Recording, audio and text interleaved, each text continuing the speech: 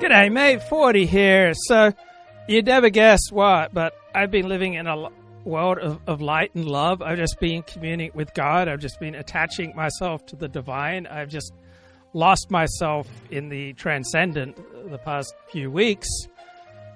And it's been really cool just hanging out there with God, prayer, meditation, observing Passover, delving into the depths, the breadths, the heights, the transcendence of Passover. Then I was walking along this afternoon and I thought, I should listen to this little voice in my head that says, return to this fallen world 40, move from the world of Ruchnius, the world of the Spirit, the world of God, the world of holiness, and go back to the world of Gashmius, to the physical fallen world. Move from the world of transcendent meaning and purpose and communion with God to the world of shtus, to the world of foolishness. And as I was thinking these lofty thoughts, this attractive young Asian woman drove right in front of me. She was coming out of a parking lot, and then she drove over a curb. And I was like looking at her and thinking, you're cute, you're young, you're cute, but you're a terrible driver. And I was laughing at her. And as I was laughing at her, I walked in front of another car that was coming up out of the parking lot. Now, luckily, this other car was presumably driven by her mother. So it was driven by an elderly Asian woman. So out of the various demographic groups, I would wager that elderly Asian women are probably the least likely to drive recklessly. If I were an apartment holder, I would only want to rent to Asians, in particular Asian women. Right, I think Asian women would be the best bet if you have to pick one demographic who's going to treat you with respect, treat your building with respect, pay the rent on time. Look, I won't lie, I've got yellow fever. It's burning out of control. A lot of people are sick right now. People I know have been sick for weeks and weeks and weeks, and then they come down with COVID. Oh, they're still filled with mucus. And I'm burning up too. I've got just bad yellow fever because I admire the careful way that Asians drive. I'm just wondering, what if this was another demographic who's driving their car out of the parking lot? For example, I am often embarrassed by how my own adopted group, Jews, how we drive, particularly in Israel. Drivers in Israel are horrible. They're among the world's worst because they are so aggressive. Jews are assertive, which has many wonderful qualities, but when you have this incredibly high concentration of Jews in a Jewish state, the level of assertiveness in driving is just off the charts. And there's this famous Israeli saying, don't be a friar, don't be a sucker. So people are just trying to take advantage of every possible thing when they're driving. There's not a lot of Anglo-Saxon notions of courtesy and withholding one's own opportunity for advantage to give someone else a way in. And so driving in Israel is awful. And then driving in Orthodox Jewish neighborhoods is often reckless. People will have the chutzpah to stop in a lane of traffic to run in to pick up the challah, bread for Shabbat. They'll stop there, and 100 cars will line up behind them so that they can run in and pick up the challah. So it's good, generally speaking, to be assertive, and it's good, generally speaking, to have high self-esteem. And as someone who grew up a Seventh-day Adventist, a Protestant Christian, I am kind of gobsmacked by the high average levels of self-esteem that I see around me in the Jewish community. And I can learn from this because in vast swaths of my life, I lack assertiveness. All right, I may turn on live stream and I may demonstrate assertiveness for a few minutes or a few hours, but then most of the rest of my life, I'm passive. So when I haven't been making money and when I haven't been communing with God, I've just been rewriting and refining my essay, Decoding Dennis Prager, right? Which, I don't know, 55 people have maybe read, but I just, fine-tuning it, refining it, just being very passive, going back, applying AI to it, implementing some changes, trying to make it more clear and a superior essay.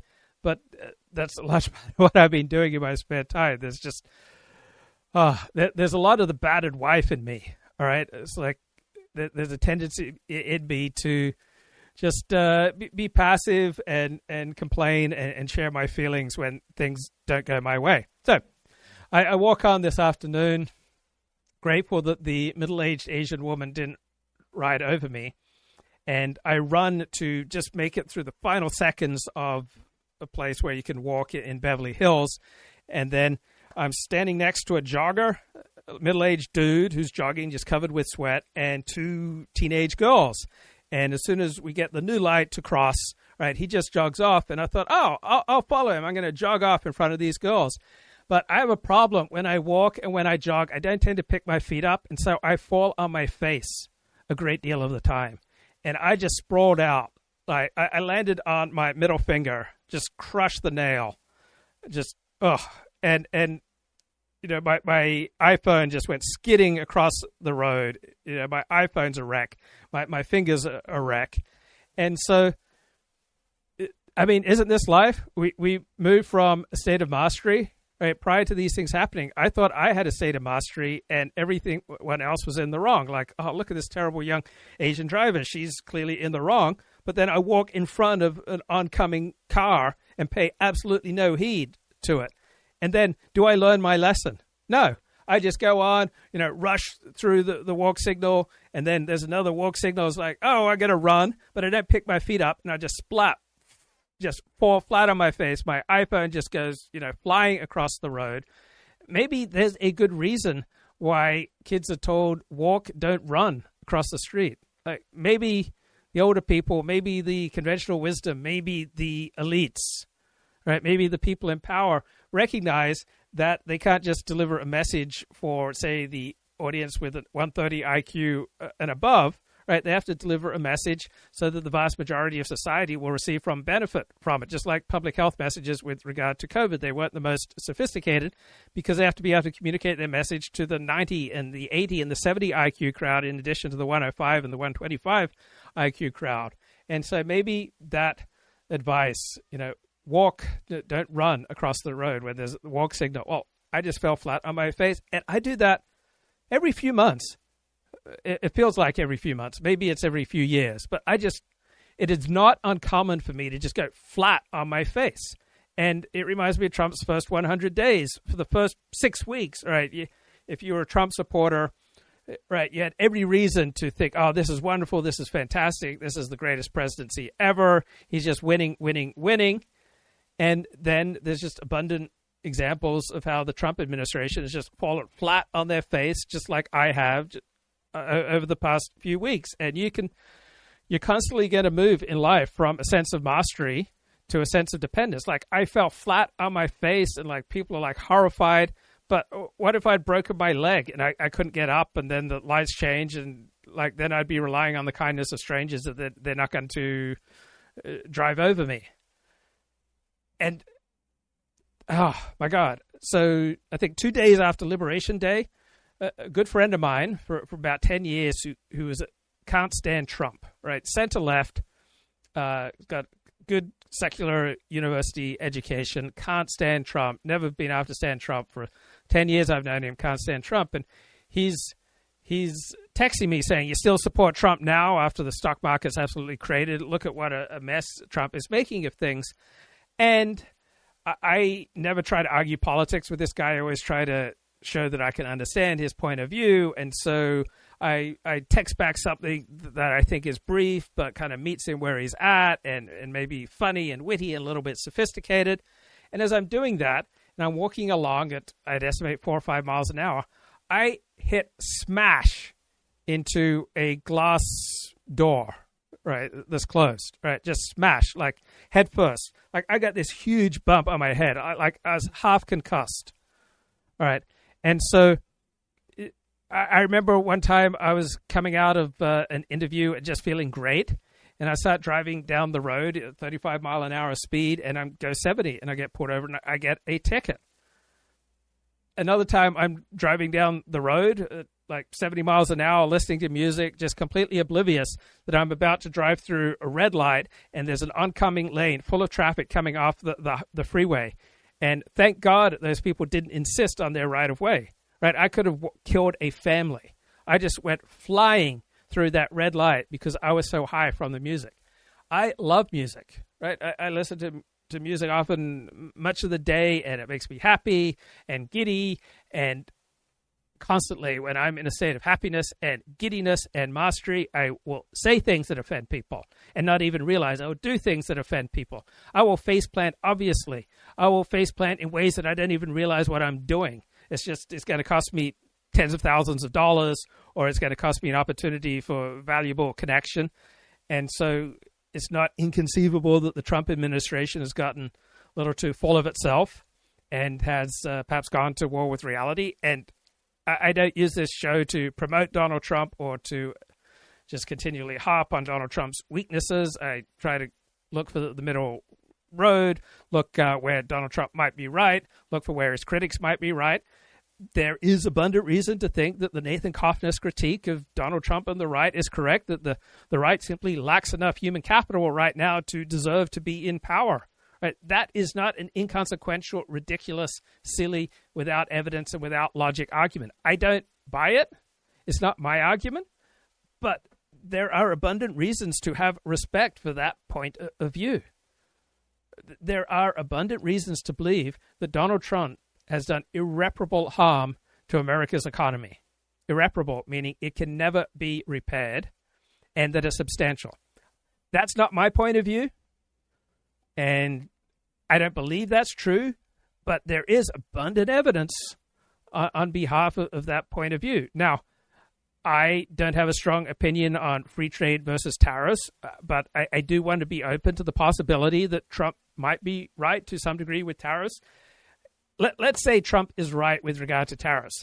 The way he's rolled them out does not inspire confidence, right?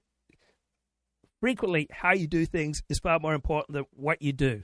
And the way that Trump has rolled out the tariffs is not inspiring. On the other hand, maybe this is absolutely necessary, right? This is a difficult thing to do. It's going to be a shock to the system. It's going to be a shock to our economy. We're going to have to remake the economy. And it's not inconceivable to me that the United States will emerge from this Trump second term better off in economic terms and in other terms. Same time, I want to have an open mind to the critics. Now, where I do have a strongly negative reaction is from either extreme. All right, if you want to tell me just 100% everything that Donald Trump is doing is awesome, that's Ann Coulter's perspective. I think that's ridiculous. All right, if you want to tell me Trump is just doing great, he's just doing fantastic, we're just so much winning, we're just going from winning to winning, and everything he's doing is of a net benefit to America, and that you have no doubt about it, right? I don't have any sympathy for that perspective. I have no sympathy for the mainstream elite perspective either, that Trump is obviously a buffoon and that his second term is a disaster, right? I am favorably disposed to at least 50% of what Trump's doing. My greatest concern before Trump took office with this second term would be a lack of competence. I was never a fan of Pete Hegseth for SecDef, and for all the reasons that we're seeing news media revelations about, in particular over the past week. He's reckless. He lacks experience running anything. He just seems to be making just an absolute mess of things at the Pentagon. But I don't think this is one of the top 50 most important stories right now. It's dominating the news. It's in the top 3 news stories over the past week. To me, though, it's not even a top 50 story, right? I'm wide open that Pete Hegseth should be replaced as SecDef. And one suggestion I saw on Twitter, I love Elon Musk for Secretary of Defense. And if not Elon Musk, then I think Ron DeSantis would be an excellent Secretary of Defense. So from February 2021 until probably mid 2023, it seemed pretty clear to me that Ron DeSantis would be a far more effective president and far more effective chief executive than Donald Trump. Right? Ron DeSantis seems to be better at running things, but not necessarily a particularly great politician. All right, you're probably wondering, what does CNN have to say? To want to flee a dying party. Even CNN has a dire warning for America's top Democrats. Check this out. Last year at this time, 80% believe that the Democratic leaders in Congress would do the right thing when it comes to the economy. And keep in mind, this is Democrats. Look at where we are now. That number has been slashed in half to just 39%. Holy Toledo, that is the lowest number by far in Gallup polling. The lowest previous was just 60%, which is 21 points higher than this. Democrats hate what their congressional leaders in Washington are doing right now. And here now with reaction, our Project 21 chairman, Horace Cooper, and chairman of Oh, my God. I wonder what Horace Cooper has to say. All right, this annoyed me. All right, this here, I moved from the ironic and the sarcastic and the self-effacing and the performative. The following sentiments are the real reason why I'm live streaming this evening. While this is all happening, things are happening in Europe that are, as though they're 4 years behind us and 4 years ahead of us, in the sense that you have these populist parties that are making, very, very strong showings that are basically saying that the European liberal consensus of the last 50 years must be shattered if these countries are to be saved from themselves. How seriously do you take this, and how much of it do you think is justifiable? Right. You're wondering, what does Brett Stevens, New York Times House conservative, what does he think about the second Trump administration? That the populism is actually, in a different way from the United States, justifiable in the sense that the political system in these countries really did not take account of how the public was feeling about how the elites were insisting on mass migration and various other things. The revolt against the elites is entirely justifiable. All right, this is why I'm live streaming tonight. All right, these things that the pundits say, the revolt against the elites is entirely justifiable. There are some ways it's justifiable. There are some ways it's a mix. Right? There are some ways it's self-defeating. Right? The elites are like you or me, except that they're elite. They're not consistently wrong. They're not consistently right. They're not consistently righteous. They're not consistently dastardly.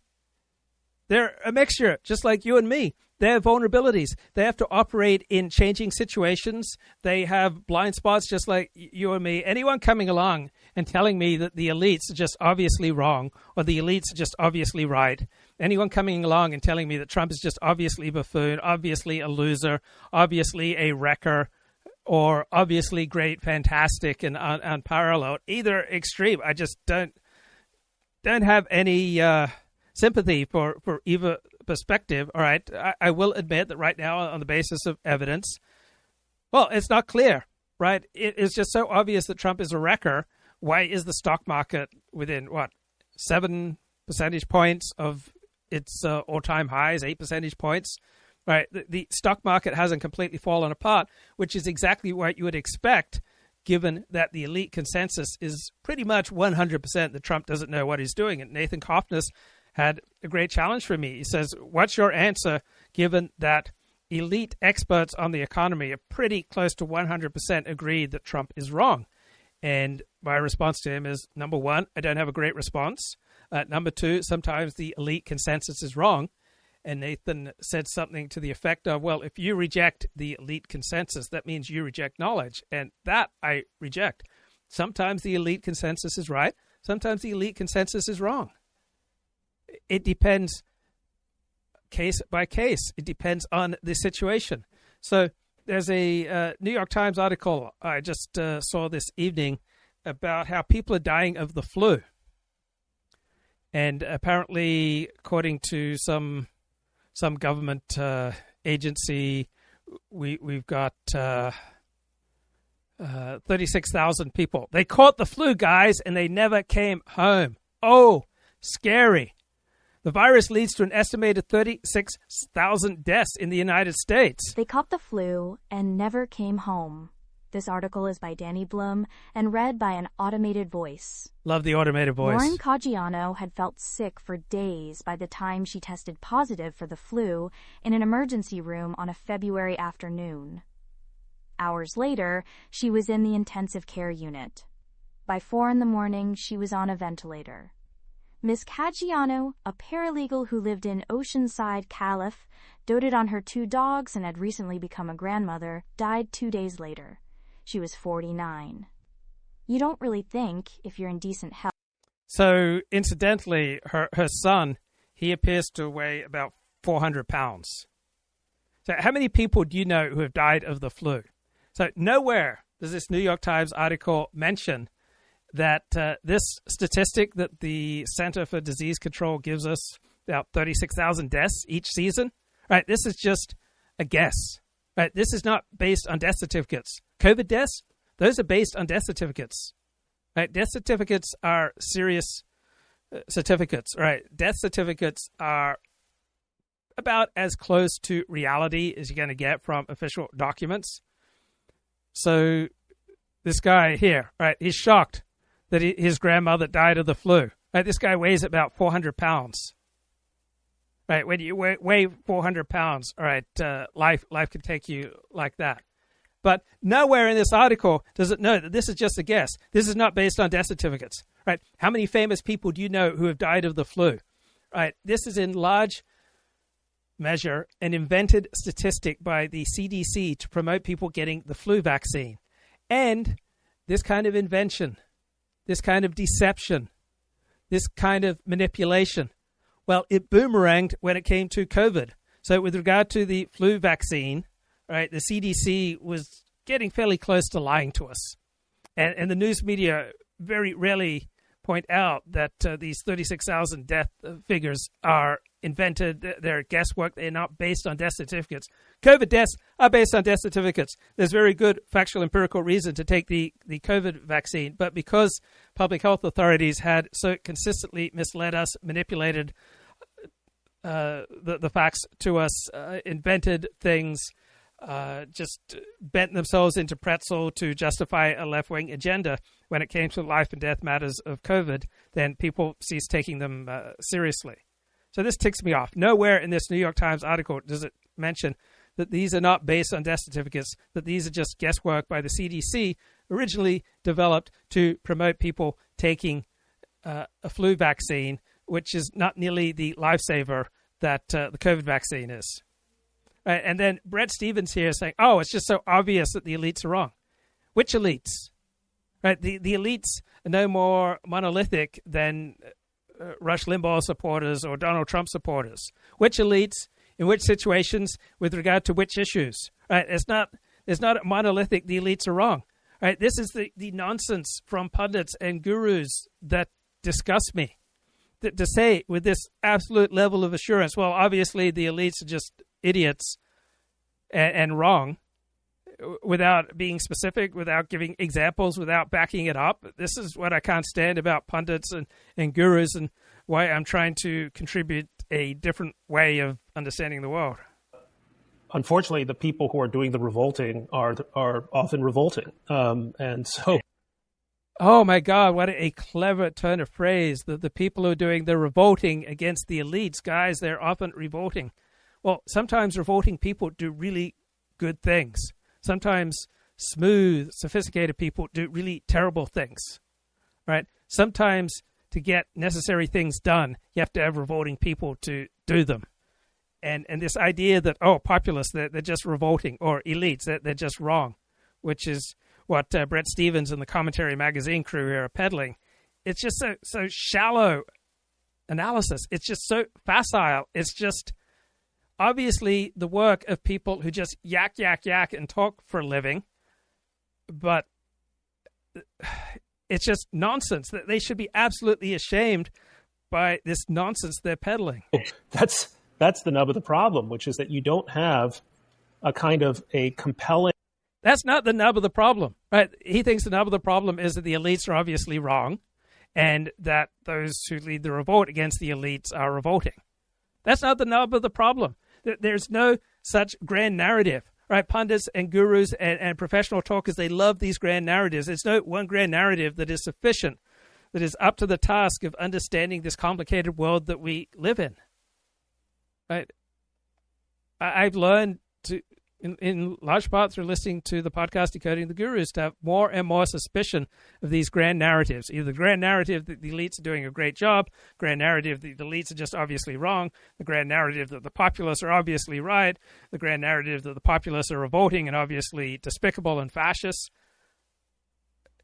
This peddling of these grand narratives is just something that Bret Stephens should be ashamed of. Intellectually coherent and politically popular. He thinks he's intellectually coherent. After saying this nonsense, this guy is absolutely convinced. He's got an elite education, right? He's lived all over the world, right? He's a globalist. He's a National Review type conservative, and he thinks that his point of view, right, is intellectually coherent. Right? That's what triggers me to do it live stream. That this New York Times columnist has such absolute assurance with regard to the pure nonsense that he's giving. Reaction to the way in which elite politics were conducted in Europe in the past 30 plus years, with I would say Angela Merkel as the. Oh, so how has elite politics been conducted in Europe in the past 30 years?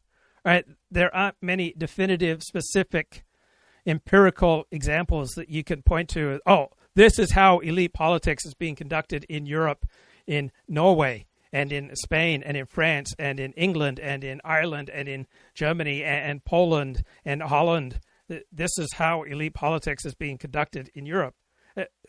These grand narratives that he's given are just nonsense. Right? Notice he doesn't give any examples to back up his grand narratives. I'd be ashamed if I was turning out this.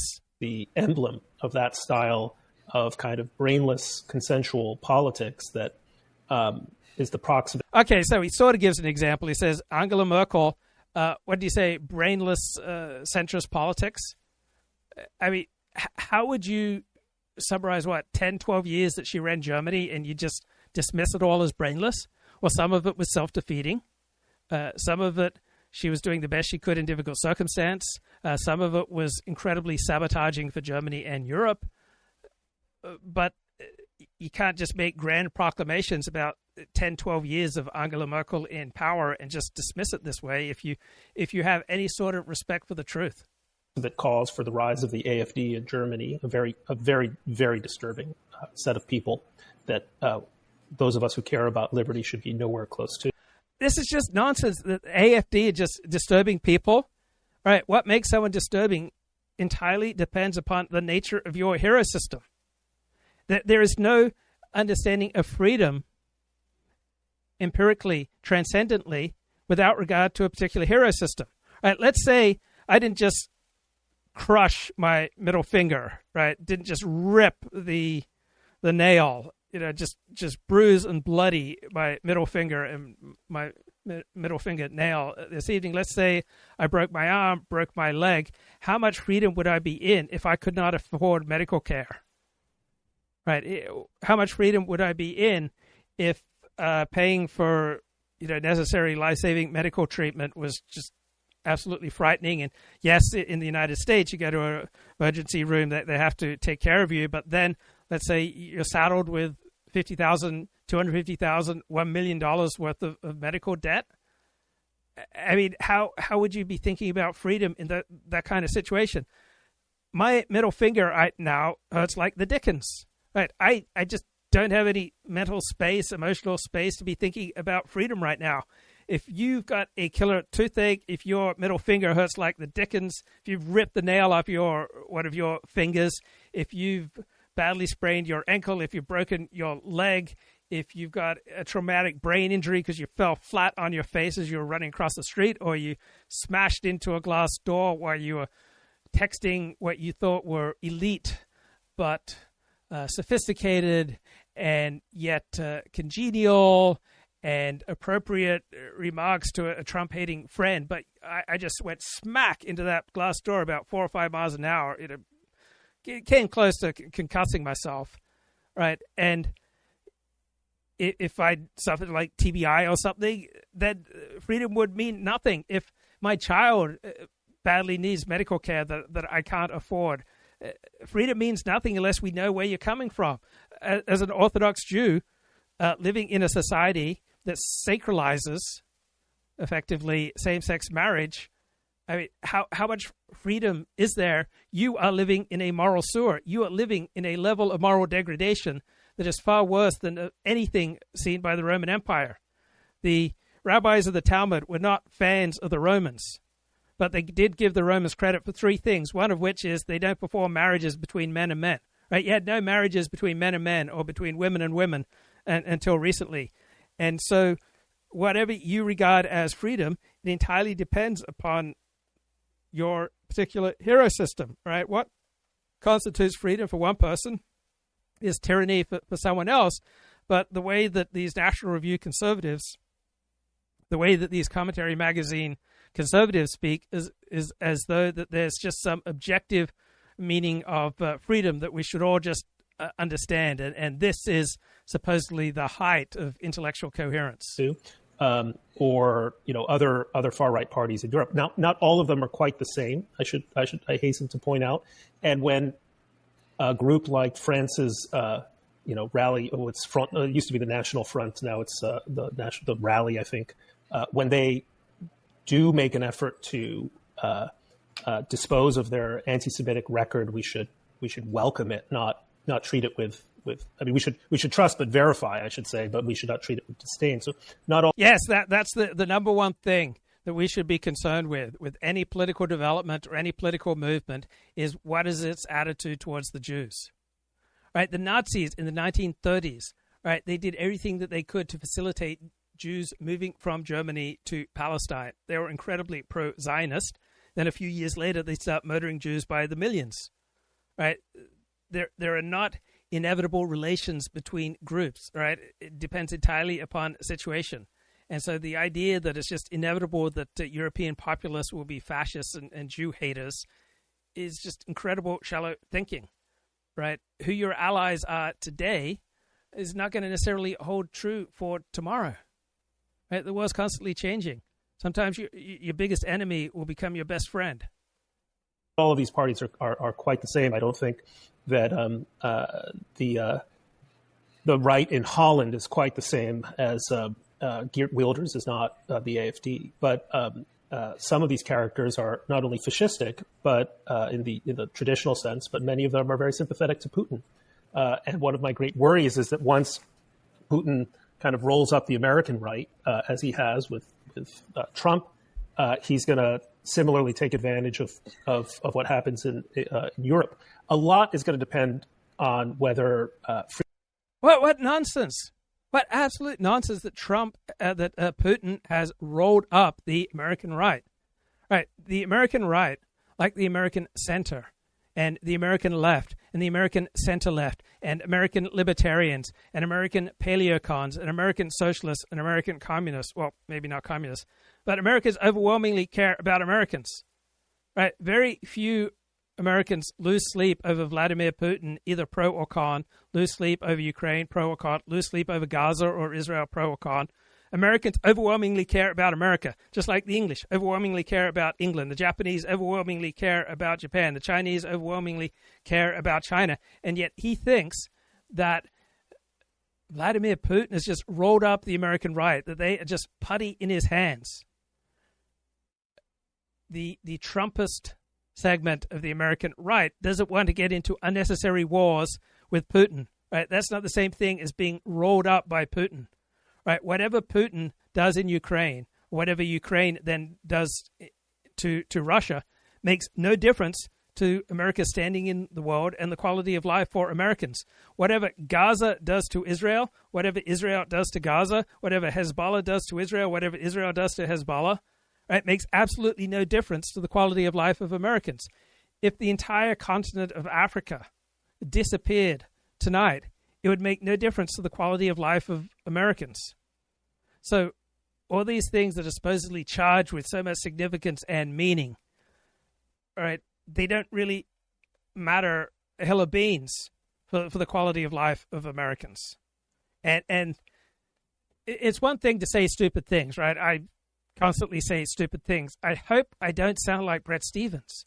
I hope I don't stand here delivering these grand narratives, making just sweeping proclamations about how some leader on the other side of the world has just rolled up the American left or the American center or American libertarians or the American right. It's just pure nonsense. Right? This is what he's saying has no relationship to reality. And this guy's a professional opinion giver. This guy's a professional pundit. Right? This guy is paid by the New York Times to deliver these type of nonsensical opinions. Friedrich Merz has a successful leadership chance in Germany, but he's hamstrung by the fact that coalition politics in Germany mean that even when you have a right-wing or right-of-center prime minister, he has to make deals with leftist coalition partners that are going to damage economic growth. So Europe is really, with the interesting exception of Italy. Oh, yeah, the people on the left, those left-wing coalition partners are going to damage economic growth. Right? There are plenty of right-wing coalition partners and right-wing ways of approaching economics that are going to damage economic growth. Right? Donald Trump's tariffs are going to damage economic growth. Now, I think the tariffs may well be the right thing, but if you venerate GDP, then tariffs are going to reduce GDP. But there's no sophistication here about what an absolute terrible measure of an economy, let alone the overall welfare of a society, is the GDP. Like if every glass window in your neighborhood was broken, the GDP would rise. Right? The GDP is a terrible measure for the economy, and to be making political judgments and sweeping proclamations on the basis of what's good for the GDP, it's just the absolute height of foolishness. I think it's only in the last few weeks, though I've had this vague sense for years, the paleocons have been right about almost everything. And the paleocons are quite protectionist, right? They are not fans of free trade because to the paleocon, what's most important about an economy is the well-being of Americans, which does not boil down to just GDP numbers. And so there was this 19th century American thinker who I just learned about on Compact magazine, that Christopher Caldwell, dadgummit, every time he writes a column somewhere, I've got to subscribe to that publication if it's the only way I can access the column. So just to get access to Christopher Caldwell, I subscribe to Compact magazine. And there is an economist there's a historian at a university in Florida who writes a regular column for Compact. And he had an interesting piece. The thinker who explains Trump's tariffs, right? Some bloke named Henry Charles Carey. And right, no one confuses me, right, for an expert on anything, including on economics or history. But I like this guy's ideas, right? It's focusing on the well-being of Americans, not the well-being of economic metrics. And he says that commerce within a country is almost always a good thing, right? About the healthiest, most ennobling thing that you can do is to work, right? To do honest labor that is legal and upstanding. You wouldn't be afraid or ashamed of other people learning what you're doing to make a living. So as long as it's legal and upstanding, then labor, work is a very good thing. And when you have commerce within a nation, that is a good thing because you have to put other people's needs ahead of your own if you're going to have any kind of success in commerce. And thinking about other people and their needs is a really good practice. And you will have to form bonds with other people to be successful in commerce, and forming bonds and collaborations and joining in associations with other people is really good for you. It's really good for society. Now, trade between separate countries, right, particularly countries with dramatically different economic, legal, cultural institutions, is almost always predatory and exploitative. That's his claim, and it doesn't have to be 100% true for there to be some benefit understanding this point of view. And so he uses, as an example, the slave trade and the opium wars. All right, these are from the 19th century, some more gross examples of international trade's predatory nature. But there's something to this, right? Trade between societies at different levels of economic development, right, is very different than trade within the same society, right? Economic principles are not timeless. They're not immutable. They're not transcendent like the laws of physics. They are situational. They are historical. They develop within a particular society. Right? The phrase Indian giver, right, was itself a relic of interactions between Native Americans and Europeans in the 17th, 18th, 19th century. Right? These two groups did not understand trade in the same way. So I like the Paleocon emphasis and this bloke Kerry's emphasis on association, building bonds and cooperation between citizens. Right? So if you are going to succeed in making money, you have to combine your exertions with those of other people. And these exertions are not exclusively commercial or material or economic, right? They're going to be cultural, political, intellectual, religious, moral, spiritual, right? You will have a collective striving from scarcity, from savagery, from ignorance, and towards plenty, towards decency, and towards enlightenment, right? So these bonds of economic trade within a society are not separate from the other bonds that create a society, right? You will have a more coherent, higher trust, higher in cohesion society if people share the same culture, right? They share similar ancestors, share a same hero system, obey the same laws, right? Rely on one another for their common defense and for the necessities of life. And these kind of bonds are mutually reinforcing, right? Interdependence is the glue of real community, right? You depend upon me to do X, I depend upon you to do Y. But a heavy reliance on international trade corrodes the internal social harmony on which a cohesive, happy, productive society depends, right? The more your society engages in international trade, the more specialized your country becomes. Economic specialization, completely divorced from the broader associations that bind a community, a people, a nation state together, it's not necessarily safe nor fruitful. It becomes a Hobbesian war of all against all. Right? It becomes predatory. So national specialization with international free trade, it diminishes internal diversification that drives economic progress. It splinters society rather than bringing society together. Right? We are improved by close collaboration with our fellow citizens, by interacting with our neighbors and our near neighbors, right?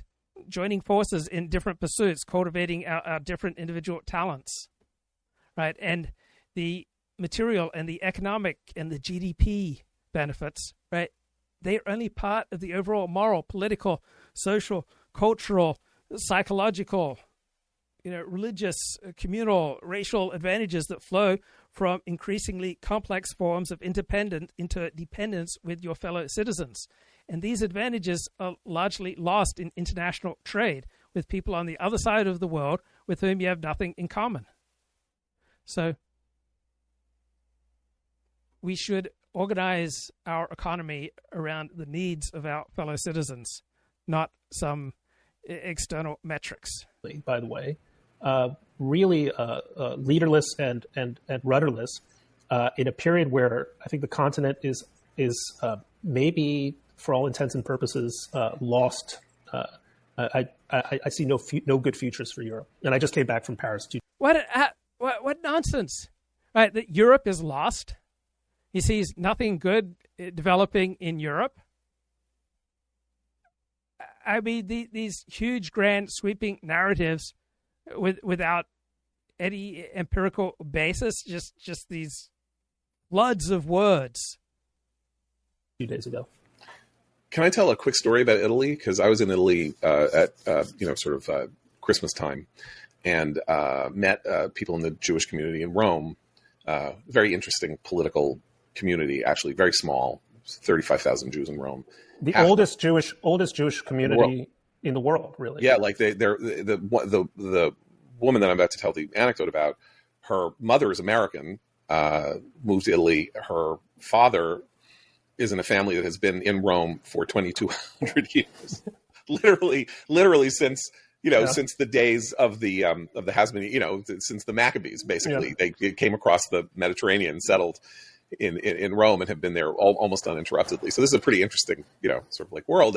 And they are, as Jews are everywhere, they are relatively liberal. They need a liberal society, liberals who were friendly to Jews and obviously fascists who were not, and people on the far right who were not, and so they have a muscle memory about this, and they were terrified of the coming of Giorgia Meloni, the current Prime Minister of Italy. She's a populist nationalist.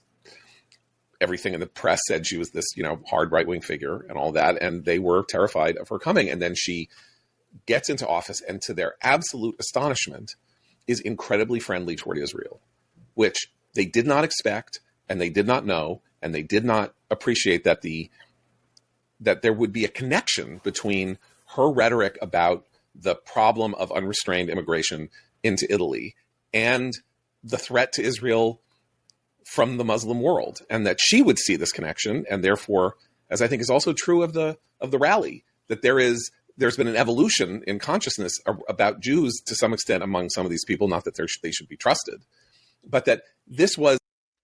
No one can be trusted. We can't trust ourselves. We're constantly changing. The situations that we find ourselves in are constantly changing. Other people are constantly changing.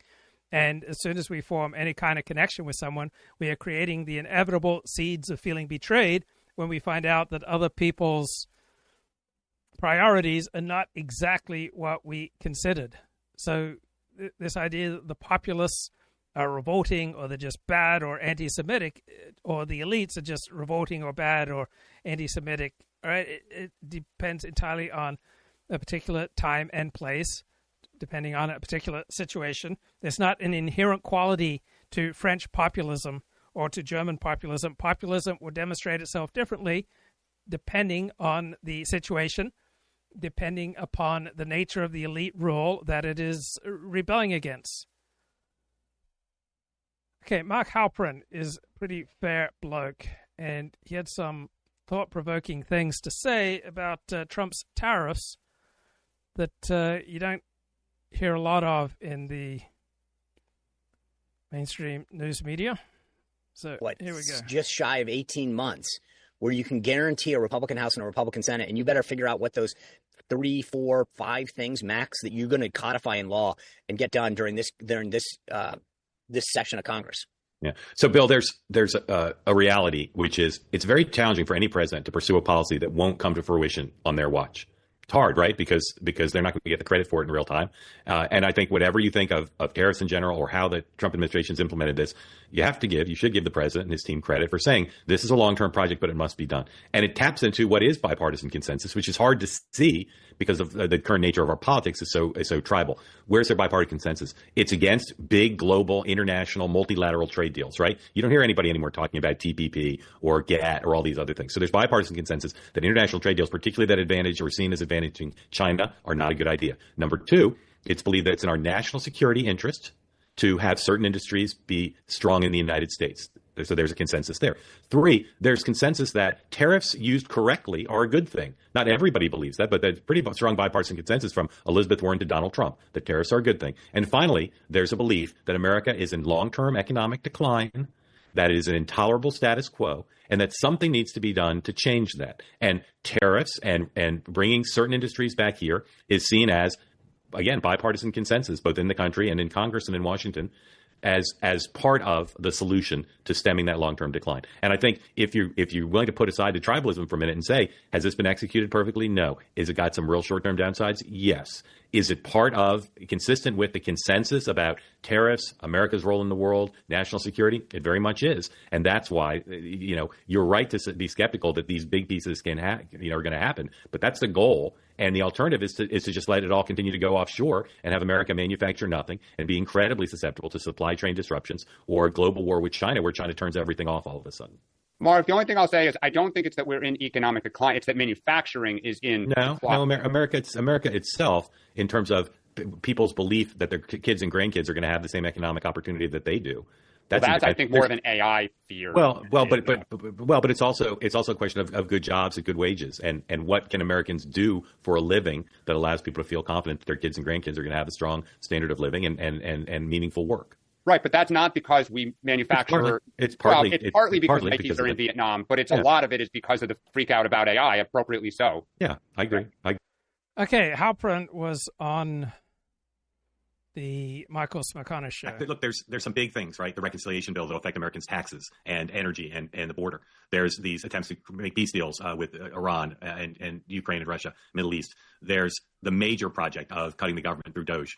Then there are these other things which have undergirding them important principles, and they're extremely compelling stories, but I don't think they're big casino. I don't think in the long run they'll matter as much to the real lives of real people. The deportation of this gentleman who came to this country legally and lived in Maryland, the question of whether Harvard will keep its federal funding. The tariffs are also a big casino, I should add. And yet the press and the Democrats get caught up in these other issues in a way that I really think works to Donald Trump's benefit. And it's not fair because Donald Trump is playing by different rules than others. And I can understand why the press and the Democrats are concerned about issues that strike them as important to highlight. But I can't help but feel that this is part of the advantage Trump has gained by taking on so many fights. And that brings to him, as I write this morning, a number of benefits that are asymmetrical to him that the Democrats can't match. So it's a real puzzle. If you oppose Donald Trump, how do you deal with these fights, which are in the long run probably not as significant to the American people, on which in some cases Democrats are on the wrong side of public opinion, while at the same time not feeling like they're giving Trump a free pass? It's a very, very complicated issue for those who oppose Donald Trump to try to address. So I have a theory on this, and I think we're in agreement that he wins the not big casino last week in Manhattan, as a matter of fact. I responded when it came to like Harry having his hand. To your point, he builds of the debate over tariff policy or the debate over taxes. But there's no doubt that they have a lot of relevance to the American people. And you wouldn't want to be on the wrong side of the straw issue or the showerhead issue. The other sub-bucket within the not big casino bucket are things like beating up law firms, beating up Harvard, right? Beating up people who come to the country legally, rhetorically. These things are serious issues, more serious than a straw. There's constitutional questions, there's philosophical, there's moral, there's policy questions. But again, in the end, they are to some extent a way for Trump is allowed to change the subject when he wants to, rev up his base, and distract Democrats who are dying on hills that are not probably in battles they can win. And even if they do win, even if the courts ultimately decide in their favor, they spend a lot of time not talking about holding Donald Trump accountable and his administration accountable on these big casino issues that, again, matter more to the real lives of real people. Trump has taken on 10 times the number of fights voluntarily. They're not fights that came his way. It's not like a spy plane crashed and he has to decide what to do about it. He's picked fights with law firms, with Harvard, with all these different places, 10 times more. Normal White House, they bring in a management consultant and they say, you're picking too many fights. Your bandwidth isn't big enough. For him, it's a classic Trump jiu-jitsu. It's the more fights he picks, he believes the stronger he gets rather than the more distracted. So you say the not big casino list include the macro result, how well he says for the Democrats is these are important fights to a lot of people in the Democratic Party and a lot of people in the media. They think it is a hill to die on whether the Associated Press continues to be allowed to cover the White House the way they have for decades. They think it's a hill to die on about whether Harvard can continue to have the anti-Semitism policies it wants to have. A hill to die on to defend the due process rights of someone who came to this country illegally and may or may not have been a gang member. And the White House view is these are sucker situations that the Democrats are wasting their breath fighting on the wrong side of public opinion, and that even if Trump somehow loses some of these fights, he's gained by having them so distracted and divided over how to address these many issues that he's many fights that he's picking. By illustration, I would say Chris Van, which we saw Christine. Their due process, and regardless of facts, there's no dispute that he came to the country legally.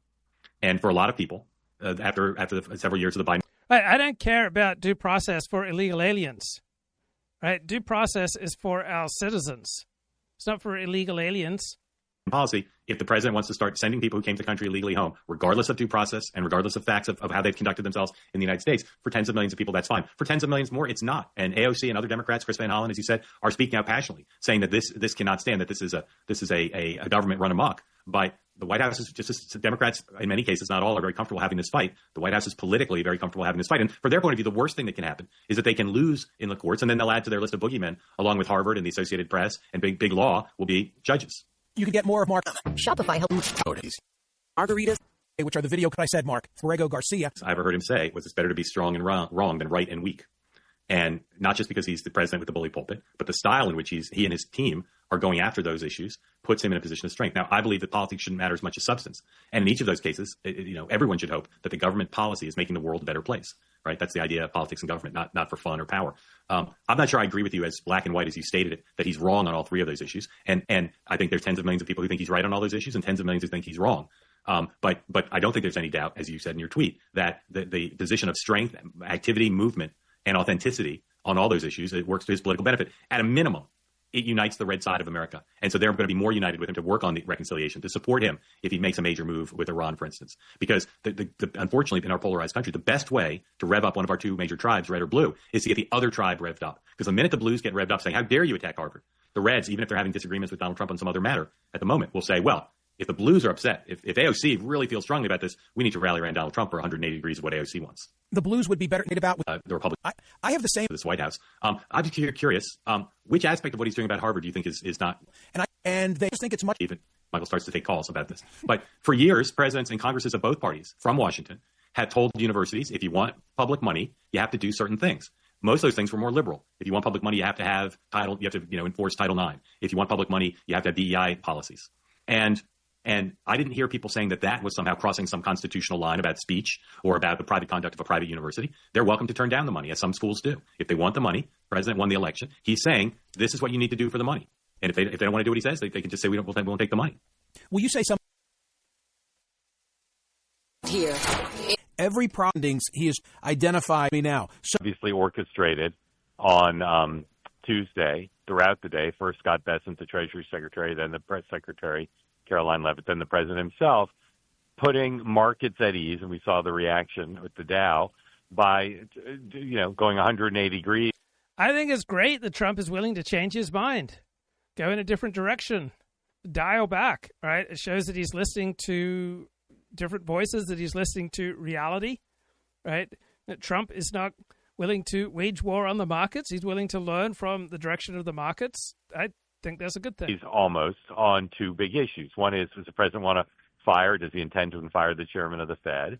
The markets don't like that for a variety of reasons. And then Bessent, at this closed meeting, which was made basically public by putting out the transcript, said, we're not going to have this long-running conflict with China. That's not a good idea. We'll figure this out.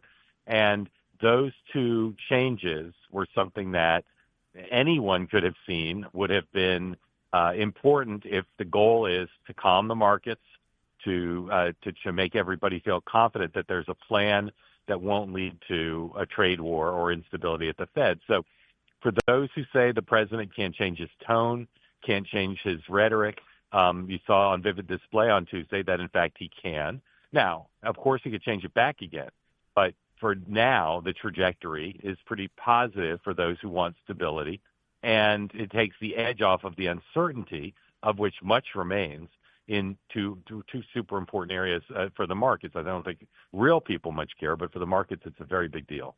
Politico today said it's another case of the yips. Quote, taken together, it marks Trump's biggest economic climb down since, well, the last one, and is another indication of...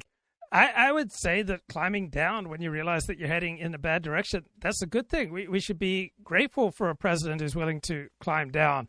We should all be willing to climb down when we realize we're going in a bad direction.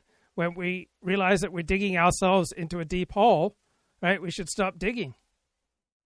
Just how badly most of this stuff is landing. The original plan, remember, was for reciprocal tariffs. He's not a guy who offers... economy, where the president, in conversation with business leaders, has gotten the message that people need more stability. They're going to see it through as he tries to negotiate these bilateral trade deals with other countries, and as he tries to figure out the right way to address the imbalances with China.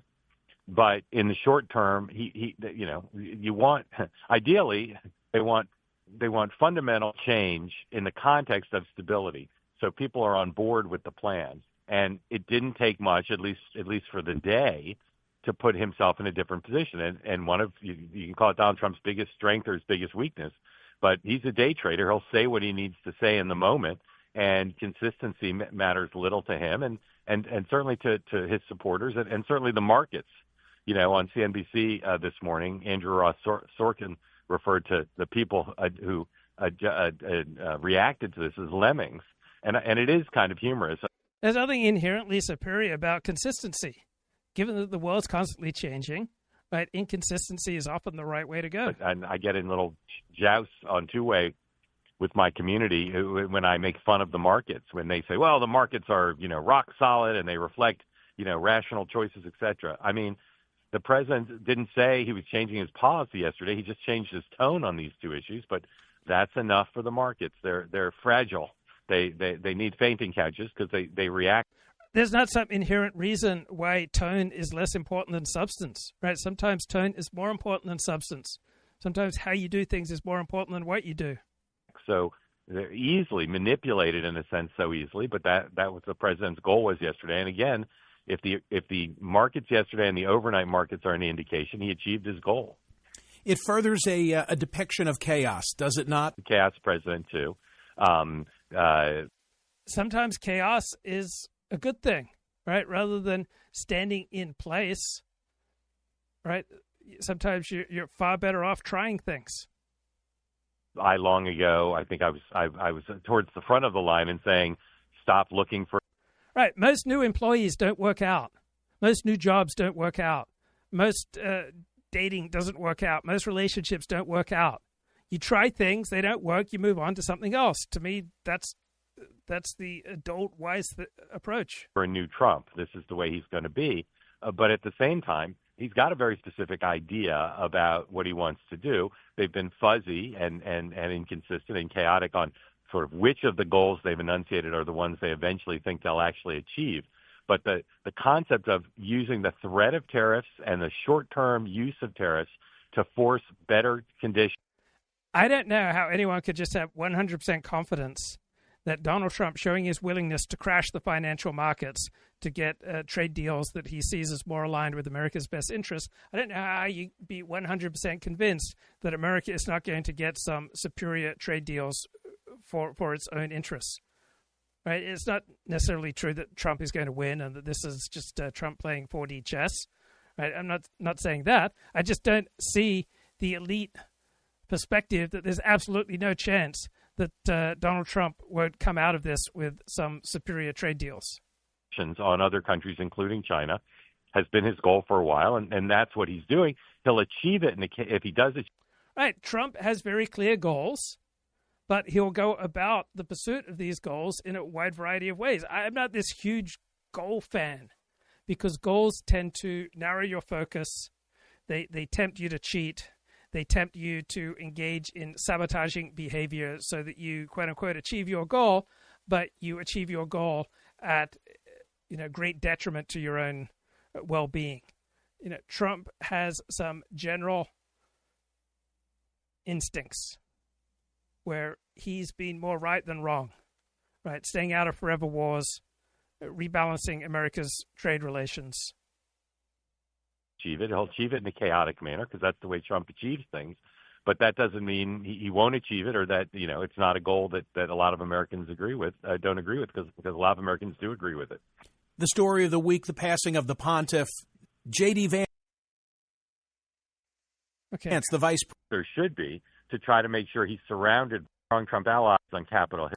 So I don't remove this week. What's the about happening by J.D. Vance? Some people I know don't like him much personally, but you have to be somewhat respectful, and I would say close to in awe by historical standards of the way he's been.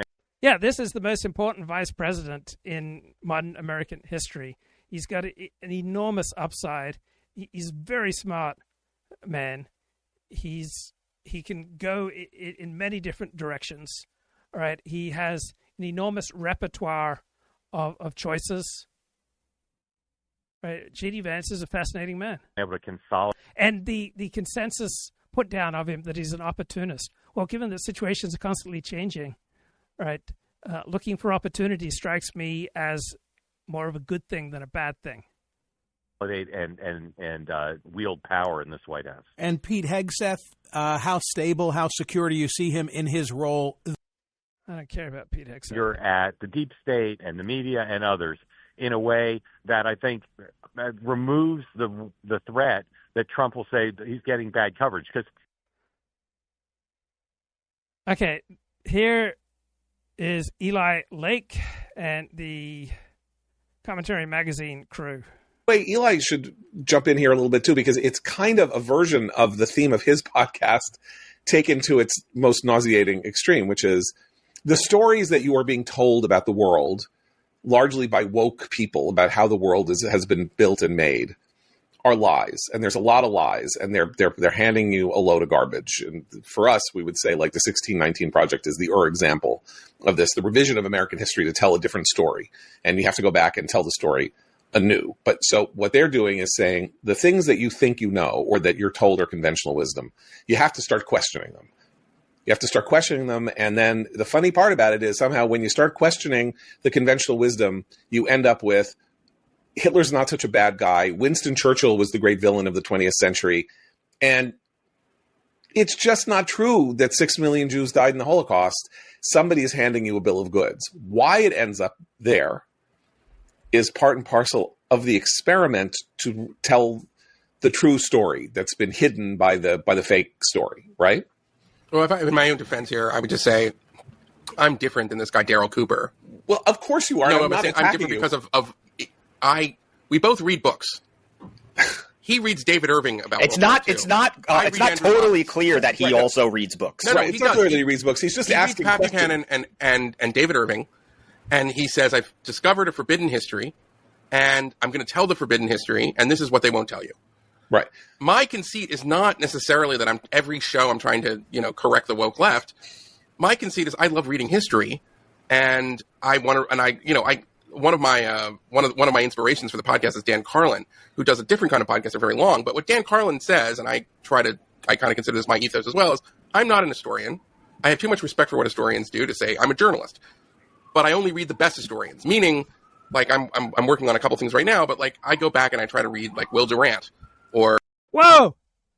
Did you hear that? He only reads the best historians. Right? He's not like Daryl Cooper.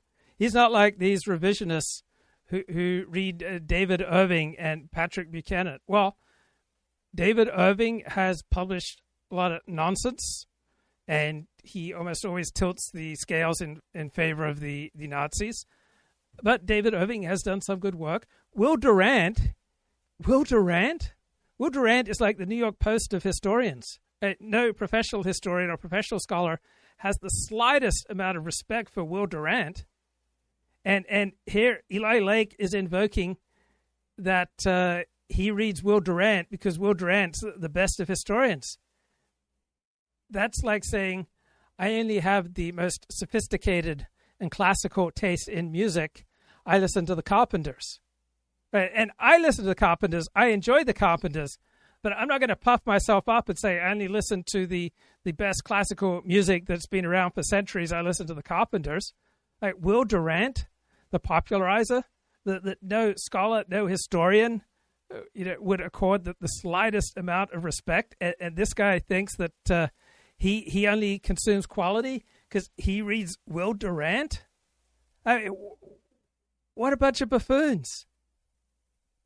And I'm not some inherent, member of the alt-right who thinks that the alt-right and is always right, but these commentary magazine buffoons, they do say some smart things, but they also say a lot of ridiculous things. So too with Ann Coulter, right? I pay Ann Coulter very little attention, right? She was hysterically anti-Trump during Trump's 4 years in office, and here's a big difference between me and most right-wing pundits of which I'm aware. Nathan Kofnas had a tweet the other day about, my dream for Donald Trump was dashed when Trump did X. I've never had any dreams about Donald Trump. I've always expected that Donald Trump would accomplish some of the things that he set out to accomplish. And in his first term, Trump accomplished some of the things that he set out. He did, by 2020, he started doing a really good job on immigration. Overall, he was a better than average president, but I don't have any dreams about him. But the conventional perspective from people like Ann Coulter and Nathan Kofnas and the pundits of the right, they have these dreams about people like Donald Trump, and then they get disappointed. Well, I don't have dreams, right? I expect that someone like Trump will accomplish some things. Ann Coulter just has, I generally agree with her, she just has terrible epistemics. Right, if she hears some crank, Scientology type theory, right, as you're about to hear, she will embrace it because it enables her to feel contempt for, a certain type of elites. Since 2020, but the New York Times is probably the most articulate expression of liberal thought in America. So that's what you want to go to first. Also, they had, this is going to be one of my stories. So the headline for this Ann Coulter video here is the most wonderful 100 days in U.S. history. I can't believe how great Trump is. right? So she crapped on him during his first term when Trump was doing a better than even job. And now she is just extolling his first 100 days, which, like his first term, are a mix, right? Trump's doing some good things. Trump's doing some bad things, right? I fell on my middle finger because I was taking action. I was walking down the street. I was running. I increased the odds that something bad would happen. Trump is taking a lot of action. When you take a lot of action, right, some bad things are going to happen. Stories. Can't believe I forgot this. This just took me by storm. And you still get these articles in the New York Times, which is what drives you crazy. Some of the reporting is really, really first-class fabulous. And then, they start talking about Trump and they all lose their minds. But anyway, there was an amazing magazine piece last week on the truth of ADHD. I can never remember what it stands for, so I'm just going to call it attention deficit disorder. Right. So the New York Times published a piece that could have just as easily been published by Scientology. Just completely nonsensical piece on ADHD, just a terrible piece. But Ann Coulter loves it. Turns out, totally fake, doesn't exist. Adderall makes it worse, not better, does not help at all. We have drugged up these kids. Oh, and you know what else? And the New York Times ridiculous piece doesn't even say that. It admits that when you take Adderall, that almost all your ADHD problems go away for a few hours. But then the New York Times article criticizes the taking of Adderall because apparently taking one pill of Adderall doesn't solve all your problems permanently. Therefore, it's highly dubious. Adderall does. It makes you shorter. So this is just a few of the takeaways. And this isn't somebody just, trying to make a political point. The author, I forget who it was, but he goes to long-time attention deficit disorder researchers who have been researching it since the 90s, and apparently, and I'll leave it with this, you can read the article, they all believed back then, this is medical, we are going to find something in the genes. We're really making so many advances looking at the genetic code. We're going to be able to see attention deficit disorder on an MRI. We're going to find some proof that it's real. They've been looking for 30 years, and they cannot find it. Turns out, little boys are just fidgety. And when they get into something they're into, they can focus fine. I'm sorry, one more point from this article that I thought was just amazing. So it's good for the teachers, and it makes the parents happy, I guess, because the Adderall, or before that, I guess it was Ritalin, it makes kids seem to be really focused on their homework, and they're working frenetically, but they do worse on the tests. You mentioned the New York Times. I think you're up to 13 New York Times bestsellers. What's the next book about? Just nonsense, right? It doesn't say anything like what she was just talking about. As a lesson for very intellectual Italian Jews that the world is changing, and that in a place in which the sole issue that is of concern to them, literally the sole issue that is concern to them, which is the treatment of Jews, people who live, in proximity to the ghetto from which they only emerged 200 years ago,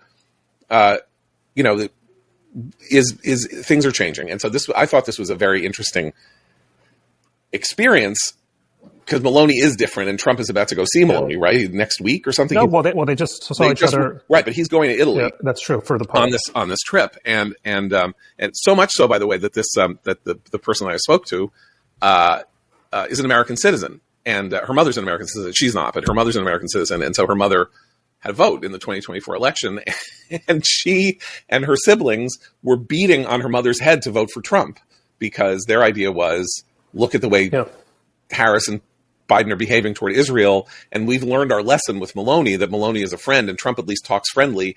And the mother agreed, who hated Trump and didn't want to vote for Trump and hadn't voted for him in 16 or 20, agreed she wouldn't vote for Harris, but she probably couldn't vote for Trump, but that she wouldn't vote for Harris, and they deemed that an interesting victory. That was my European conversion experience in Rome at the end of 2024. We shouldn't end here without talking a little about Israel. You were, as when I first met you, actually wasn't when I first met you, but you were the editor of the Jerusalem Post at the age of 12, and all of that. And still, sometime around the same age, you became Jeopardy champion. Yeah, well, there you go. So I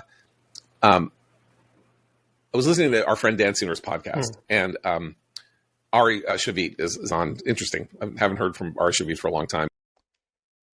So Dr. Russell Barkley, major thinker with regard to ADHD, did a terrific 4-part video series just breaking down the sheer nonsense of this long New York Times article on ADHD. The article opens up talking about Jim Swanson and his work in the field back in the 1990s, at a time when the Church of Scientology and its minions, such as the Citizens Commission on Human Rights, were in fact engaged in an organized campaign against ADHD and the use of medication to treat it. By the way, that campaign actually started in the 1980s, not the 1990s. So let's get that corrected out of here. But boy, do I remember those days. And you know what the irony is here, is that virtually every assertion made in this article about ADHD that questions whether we're thinking about it correctly or not are the same claims that were made by Scientologists and other social critics back in the 1980s and 90s. Yet again, a decade or two later, it's almost like every 10 to 20 years, there is this eruption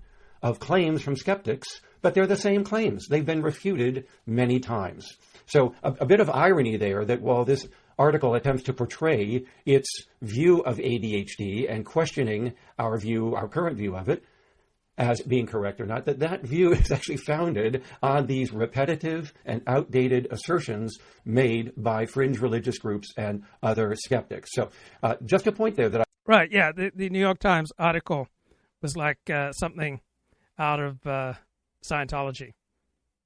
Because there's something almost comic now about the number of self-inflicted wounds that he... Yeah. Well, the idea that comic is the word that sums up Trump's first 100 days is comic. Right? This is an incredibly consequential president. Right? He may be incredibly consequential for ill, but to argue that he's just an idiot and a buffoon and he's just self-destructing, that's not even beginning to grapple with what Trump's doing. Has inflicted on himself, like all self-inflicted wounds. So before we get started, I have a feeling that a number of our listeners will be more familiar with the name Secretariat than the term faceplant. Seriously? This guy thinks that we need to have faceplant explained to us? As though someone couldn't just hear the expression faceplant and not immediately know what it's referring to? Right? I faceplanted today. I was feeling great. I was feeling cocky. I was feeling masterful. And I fell on my face like I've done 300 times before. So we have readers, and readers are older than most people. So yes. some of our readers will remember Secretariat's great 1973 run. Something like that, yeah. But faceplant, a term of art for falling on your face, popular with my kids. So just to clarify that one point. Oh, thank you for that, Brett Stevens. Thank you. That's so useful. I really needed that. I really need that explanation of what faceplant meant. I thought I'd call to your attention. Now, the article at the beginning also says that despite Ritalin's rapid growth during that time, no one knew exactly how the medication worked, whether it really was the best way to treat children's attention problems. Goes on to talk about anecdotally, doctors and parents observing that when many children began taking medications like Ritalin, their behavior improved and blah, blah, blah. But no one had measured in a careful, large-scale scientific study how common the response was, or for that matter, what the effects were on a child of taking Ritalin over the long term. This is nonsense. I was there at the time. We have articles on the impact of ADHD on children's behavior and the impact of medication on their behavior that goes well back into the 1970s, if not the 1960s. I, in fact, did my dissertation in 1975 on this very issue, looking at very carefully measured behaviors associated with ADHD. I had more than 20 objective measures of hyperactivity, impulsivity, inattention, and distractibility in my dissertation. And at that time, in So Ann Coulter has just disgust and contempt for ADHD diagnosis. If you're diagnosed with ADHD accurately, right, your average life expectancy is about 7 years less than the average person. It's a very serious matter. It makes it very difficult to maintain friends, to make any progress with your various addictions, and to build a productive life, right? It's just hell. It makes the chance of early death dramatically higher. And Coulter has absolute contempt for something that is absolutely life-saving and life-saving immediately, right? The benefits are immediate when you get on ADHD stimulant medication. 1977, I had published a review of all of the literature on stimulant medication. And I'm not on ADHD stimulant medication anymore, right? It became difficult to obtain Adderall. So about 6 months ago, I went off Adderall. I am on 3 non-stimulant forms of ADHD medication right now. So I'm grateful for the 8 months approximately that I had on Adderall, but it just became too expensive, too difficult to obtain. And so I've switched to non-stimulant ADHD medication. And maybe I'll go back to Adderall if necessary. And a separate review on what factors might predict response to medication. So this is simply historically grossly inaccurate in portraying that era in the history of ADHD. So I thought I just ought to point that out to you, that this has no bearing on the actual truth of that history. We did have studies. We had objectively measured the effects of medication on children. We had, in fact, looked at what predicted positive responding. We knew that about 3/4 of individuals started on one kind of medication would respond, while perhaps 25% didn't, but then you could move on and try a different medication like an amphetamine rather than Ritalin to see if there was a positive response to that. And if that didn't work, then the tricyclic antidepressants might be employed to help. That was kind of the status of things back there. So this is just a grossly inaccurate rendering of the history. Okay, let's move on down here to the later in the article to claims that are being made that also I find to be equally questionable or inaccurate. So I'm just sorting down here to, in fact, get to the point of, here we are, right up here, about ADHD being this controversial diagnosis. I'm going to bring up my PowerPoint and go over some of the issues and refute them that have been made in this second part of the article and of my presentation. So let's move along and have a look here. What's wrong with the New York Times article on ADHD, part 2? The answer is a lot. So let's begin with the... Wow, Ricardo. What a good friend. Just threw down $10 super chat. He says, Ricardo tried to warn Luke about Adderall. It's interesting how many of my friends warned me about Adderall, and every single friend who warned me about Adderall had not taken Adderall as prescribed. They'd all consciously, knowingly abused Adderall, taken it in an unprescribed manner. But it's interesting that so many of my friends have abused Adderall, right? I don't draw my friends from the center of the herd, right? Life for most people is best off in the center of the herd, but I can't delude myself that I naturally tend to live in the center of the herd, and that my friends naturally tend to live in the center of the herd, and that I naturally tend to attract people in the center of the herd. None of that's true, right? Most people, most of the time, you're better off in the center of the herd. You're better off spending 10, 12 hours a day around other people. But if you're here on this stream, all right, you likely are not living in the center of the herd. And living in the center of the herd is not natural for me. What's much more natural for me is to be off to the side observing, but I'm always happier the closer I get to the center of the herd. But it's more comfortable for me to be on the edges of the herd. My natural trajectory is to be on the edge of the herd, which puts me way too close to the precipice. I've been watching all these documentaries and movies about Everest. I'm just absolutely obsessed with climbing Mount Everest right now. I'm listening to John Krakauer's book Into Thin Air. I just let it play all night, listening to it over and over again, watching every documentary I can find on Mount Everest. And this one guy, he's near the peak of Mount Everest, and he wants to find the body of this climber who is thought to have possibly summited Mount Everest in the 1920s. So Mallory's partner. So Mallory Everest, man, it's hard to type George Mallory, okay? So he went missing, and so these blokes in association with National Geographic tried to find his mountaineering partner, tried to find his body, and so to find his body, this one bloke, right, he's severely deprived, like right at the top, very dangerous situation. He unropes, so there's nothing keeping him safe, and he just like walks down this precipice, right? And if he'd just lost his footing, if he'd slipped at any time, he just would have tumbled and died. Makes for a very compelling video, but what makes for a compelling live stream and compelling video tends to be really bad for your life.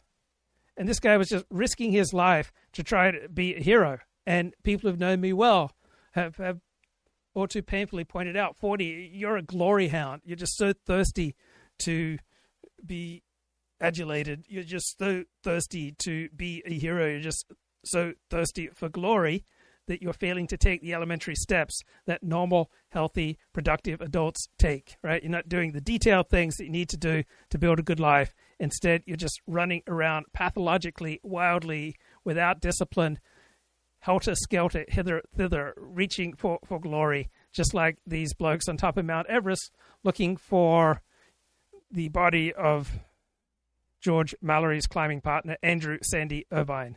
They were last seen ascending near Everest summit in 1924. They've sparked an eternal debate ever since whether they reached it before they died. All these people who are climbing Mount Everest with spouses, with children, it's just such an incredibly reckless thing to do.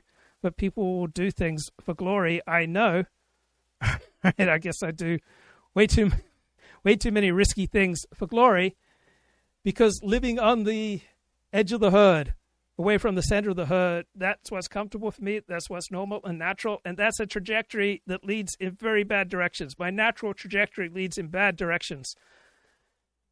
The closer I can get to living in the center of the herd, the happier I get. It's just so good for me. And it's so unnatural. It just goes so much against all my tendencies. Right? My own natural tendencies want to destroy me, want to end me, right? My mind is a dangerous neighborhood that I don't want to travel to alone. The fact that the author wants to portray the marked rise in the prescription of stimulants between 2012 and 2022 as a bad thing. Notice that this also had occurred, this claim, 20 years earlier, if not even earlier than that, by skeptics and Scientologists. And Ricardo says the Adderall abuse is a predictable result of Adderall use. So Ricardo would want you to believe that guns don't kill people, people kill people. But when it comes to Adderall, it's not that abusers abuse Adderall. No, it's Adderall that's at fault. No, it's not Adderall that's at fault, right? If somebody abuses Adderall, it's not the first thing that they abuse. I guarantee you that someone who consciously abuses Adderall consciously has a long history of abusing themselves and abusing other people. Right? Most people who take Adderall take it as prescribed, as directed, and they're able to do that for decades. Right? Many people have learned to live with ADHD or learned to live with diabetes by taking their medication as directed. Right? You got type 1 diabetes and you don't take your insulin as directed, or if you've got ADHD and you don't take your medication as directed, right, you are going to be in vast trouble. The fault is not with Adderall, and the fault is not with guns. The fault is that many people have a giant hole in their soul that they try to fill by making reckless and destructive decisions, but they don't want to take accountability for their own tendencies to abuse themselves and other people, right? If you abuse yourself, you're inherently going to be abusing other people. If you are broken, you got a hole in your soul, like I have had for most of my life, then you will normally, naturally tend to use everybody to meet your own addictive needs. This effort to portray a rise in the prescribing of medication as a bad thing. Now, the author doesn't say that, but that's the implication. As one person who... Ricardo mocks me. People are addicted to heroin because they're addicts. There are plenty of people who can use heroin responsibly. They're living a life that works. Okay, I don't recall ever trying to make the argument that you can use heroin responsibly. Right? No one's trying to do that, but millions of lives have been dramatically improved by taking their ADHD medication, including Adderall. Right? You have ADHD and you don't get medicated for it, right? You lose about 7 years of average life expectancy, and the years that you live are going to be crushed. You are going to have a very difficult time getting married, having kids, sustaining relationships, sustaining a profession, sustaining your place in community. Everything that is worthy and beautiful and exalted and inspiring in life depends upon connecting and maintaining connections with other people. And ADHD will destroy your ability to stay connected to other people and to be on good terms with yourself. And there is a medicine for ADHD, just like there's a medicine for type 1 diabetes. You take your medicine as prescribed, and you will dramatically improve the quality of your life. When I took Adderall, 95% of the ways that I typically tend to self-destruct, I no longer had any desire to engage in them for the approximately 4 to 5 hours that I was under the influence of Adderall. Replied to my part one said, this is journalism by omission and by innuendo. So you don't have to assert the claim. You just have to put a statement out there that embedded within the statement is some kind of question about, is this right? Should we be doing this? And so on. Somehow the rise in medication is a bad thing. Well, is it? Have you ever thought that when you start with a condition that is rarely, if ever, diagnosed in the population and has been overlooked for centuries, and you finally begin to recognize it and begin to get treatments for it, including medication, why isn't that evidence of improvements in good public mental health? Just the fact. I just know so many people whose lives were a mess, and then they finally got diagnosed with ADHD, and then they started making progress with their life, and the suicidal tendencies, the self-destructive tendencies, the antisocial tendencies, like reduced to about 5 to 10% of what they were prior to getting medicated. So pretty much everyone I know in my various 12-step programs for emotional addictions has ADHD. And those who don't deal with their ADHD, they tend not to make much progress in overcoming their emotional addictions, whether it's to porn, self-destructive relationships, to promiscuity, to debting, to under-earning, to the whole plethora of emotional addictions where people get stuck in trying to bring on the rush of endorphins that they get when they engage in their emotional addiction, and when they habitually tend to use everybody to meet their addictive needs, right? And they don't make substantial recovery until they deal with the ADHD, right? Most sex addicts, most love addicts, most under-earners, most debtors, most people with crippling emotional addictions don't make progress with their addictions until they make progress with their ADHD, which overwhelmingly means getting medicated. The fact that there is a rise in the occurrence of a particular treatment does not provide prima facie evidence that there is something bad, wicked, evil, wrong going on here. It's simply. And Ricardo says, what's the Seventh-day Adventist position on ADHD and Adderall? The dominant Seventh-day Adventist position on almost every question of health would be to follow a medical consensus, aside from its position on vegetarianism. And aside from that, right, Adventists would have no problem, the overwhelming majority of Adventists would have no problem taking insulin for diabetes or ADHD medication for ADHD. Simply means that over time, we are getting closer and closer to identifying conditions that produce harm in individuals, and that we try to alleviate that harm and suffering. So the fact that we're giving more medication in 2022 than we did in 2012 is not an indication of something wrong. It could easily be, as in my opinion, that we're actually doing a better job of it now than we did 10, 15, or even 50 years ago. So just because someone tells you that there's been a marked rise in use of stimulant medication is not a bad thing. Keep in mind that back in the 50s and 60s, it was primarily little boys that were being referred to clinics and identified as hyperactive or ADHD. The ratio of referrals at the time I was in practice in Milwaukee at that time was 6 boys to every girl. What does that mean? It means we were overlooking the disorder in girls, and that families were referring their sons over their daughters for intervention, for diagnosis and intervention, for various reasons. We don't need to go into necessarily why that was occurring. But notice what also is missing here. We were not diagnosing adolescents. In fact, at the time, clinicians believed that you outgrew. So Trump often seems clumsy. He's taking so many actions. He's inevitably going to do some things in a clumsy way. His attack on Harvard seems particularly clumsy. I appreciated this analysis on Halperin's show. I don't have an answer. My hypothesis would be that the alumni and trustee and donors of Harvard want the fight and are unhappy with the Trump administration's handling of Harvard and its confrontation with Harvard, and that there's simply tremendous demand for Harvard to not back down and to take an aggressive posture. That would be my hypothesis. Yeah, I would say this, that there's always a potential advantage of countersuing because you have a little bit more control potentially over the contours of the legal fight. And Harvard has no problem paying legal bills. And so I think a lot of people pass on countersuing because they say they can't afford it. Harvard can afford it. I think my view for a while has been that the general fights over immigration, DOGE, the attempts to influence law firms, the attempt to influence universities, and some of the other separation of powers battles would all end up in the Supreme Court. And that John Roberts, who does not want to be, putting his finger on the scale, is going to do everything he can to avoid having the court be seen as partisan. But that eventually, basically, Roberts and Kavanaugh and what is her name? Thank you for reminding me.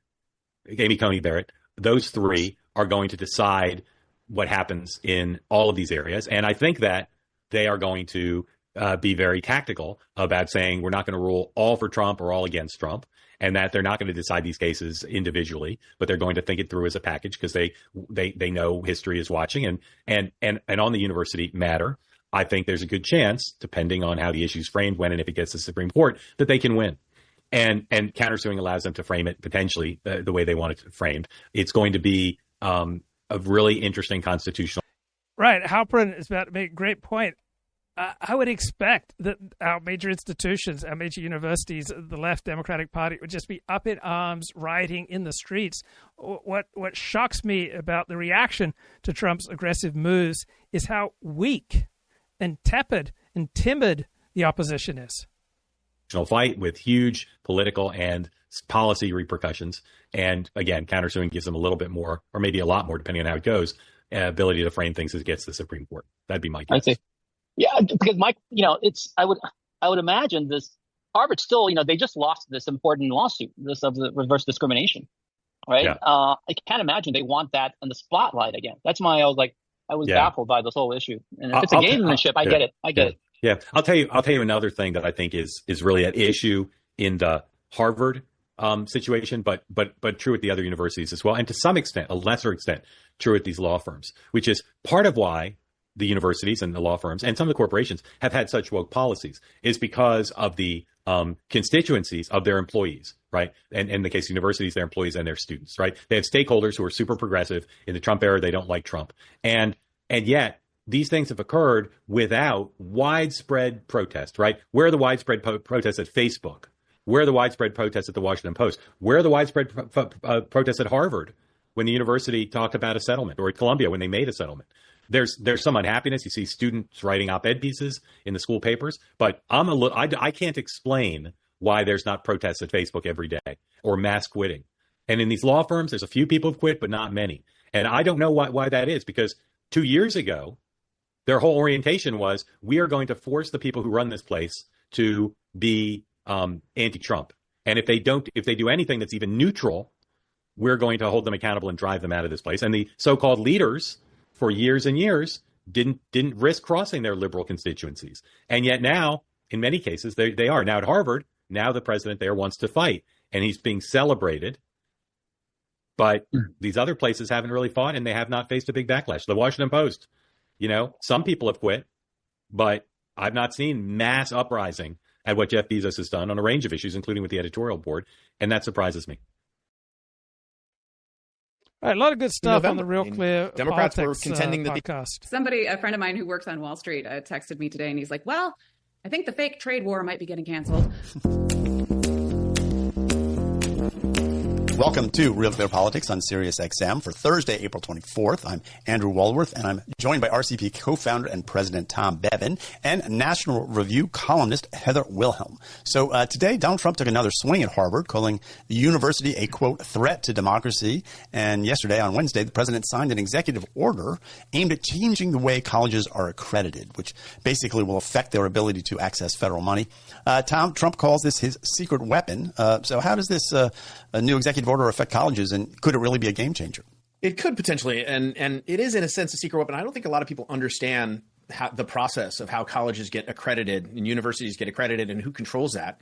And it's been controlled by, a very small group of people that have as with the institutions themselves, move sort of dramatically to the left over the years. And so there are a number of sort of alternate organizations that have sprung up. Professor Robbie George at Princeton has been working on one, and there are a number of other ones to try and wrest that process away from this sort of, cabal of leftists who've been managing it. And so in that sense, it is a secret weapon, and it could have real consequences. I mean, to the extent that this is how universities, they get accredited and then they qualify for federal funds, as you mentioned, Pell Grants and the like. And to the extent that there's some competition in the marketplace, it could really change the game in terms of the way that the university and academia has been run for decades. Yeah, so Heather, there are about 60 of these groups. They're nonprofits. They're spread out across the country.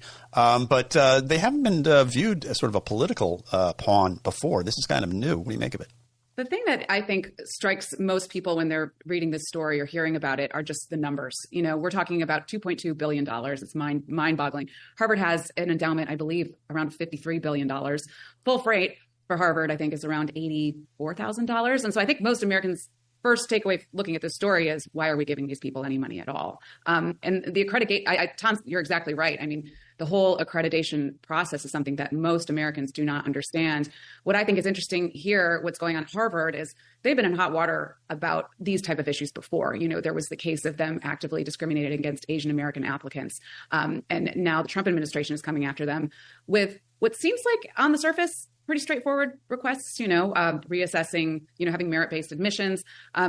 But I think the showdown is going to unfold over the next couple of months. It'll be really interesting to watch.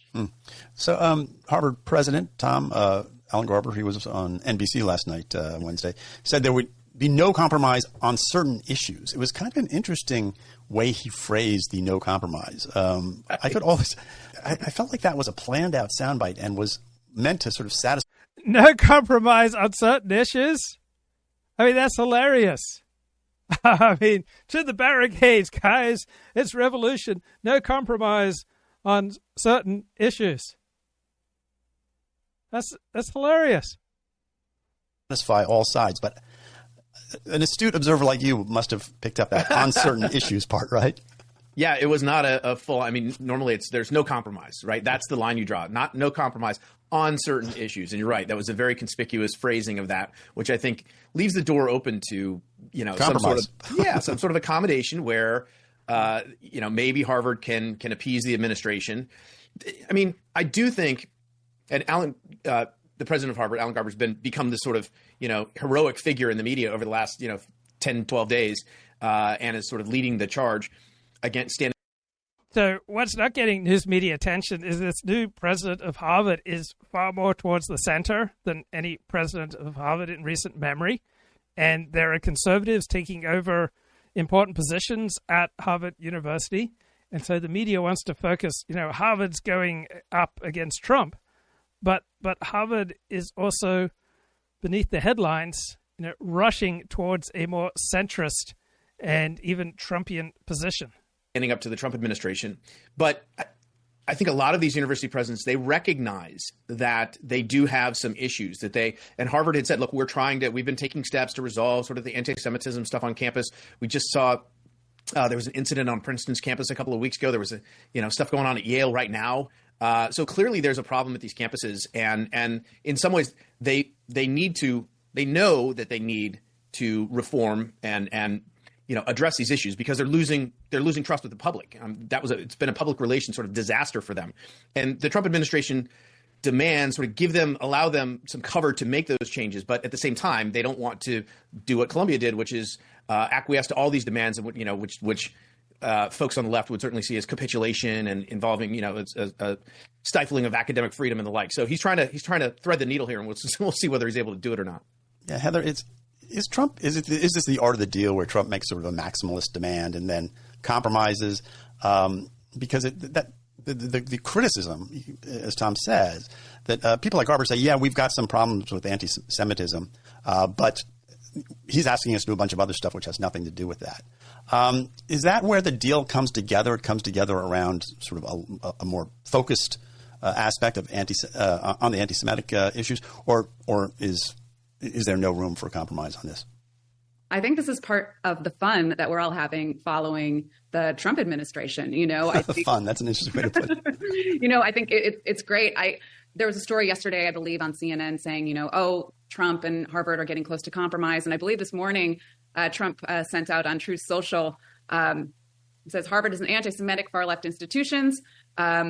This place is a liberal mess, allowing a certain group of crazed lunatics to enter next to the classroom. So, who knows what's going to happen tomorrow? I think what's been really interesting about watching this administration, and I think we're going to talk about tariffs later, is they're very good at saying, never mind, and changing course completely. So you might be right. This might all be part of a grand negotiation strategy, but that's an excellent strategy for life, right? If you find yourself you're digging a hole, you're going in a bad direction, just say, never mind, reverse course. All right, I'm going to reverse course. That's it. Take care. Bye-bye.